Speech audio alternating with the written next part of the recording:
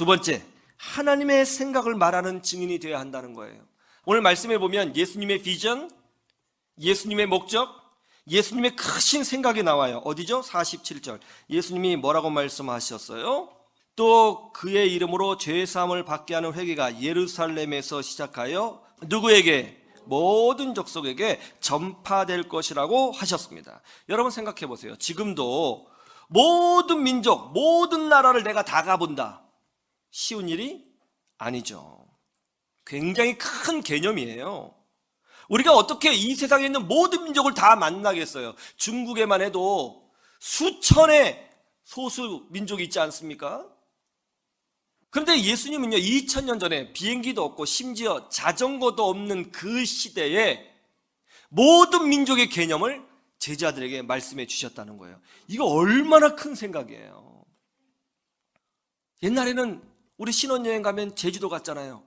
경주 가거나. 어떤 사람은 또 한강으로 오더라고요. 지방에 있는 사람들은.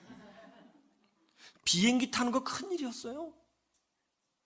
그런데 2000년 전의 말이죠. 하나님은요, 생각이 크신 분이에요.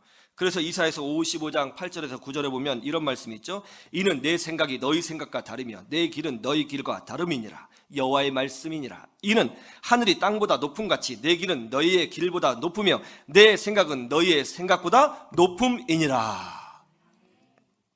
아브라함이 하나님의 부름을 받을 때가 75세였습니다. 그에게는 자녀가 한 명도 없었습니다. 그 당시에 자녀가 없다는 것은 실패한 인생의 상징이었고 저주받은 인생의 상징이었습니다. 아브라함도 스스로를 그렇게 생각했을 것입니다. 그런데 하나님께서 뭐라고 말씀하셨어요? 내가 너로 큰 민족을 이루고 내게 복을 주어 내 이름을 창대하게 하리니 너는 복이 될지라. 땅의 모든 족속이 너로 말미암아 복을 얻을 것이니라. 하나님은 아브라함에게 하나님의 큰 생각을 보여주셨습니다. 요셉은 12명의 아들 중에 11번째 아들이었습니다. 형들 사이에서 작은 자에 불과했습니다. 더구나 요셉은 어린 나이에 어머니 라헬을 잃었습니다. 어머니의 사랑을 느끼지 못하고 성장했어요.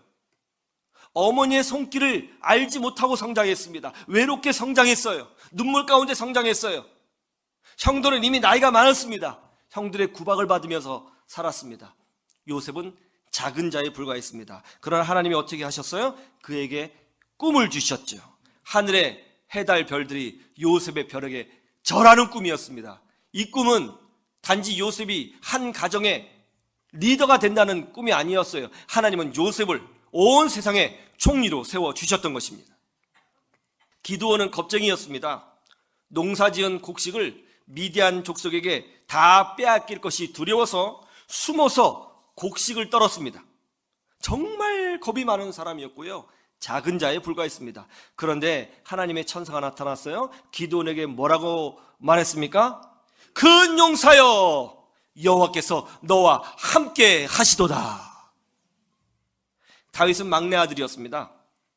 다윗의 아버지 이새는 다윗을 무식하고 못생긴, 한마디로 말해서 남들에게 보여주고 싶지 않은 부끄러운 자식이라고 여겼어요.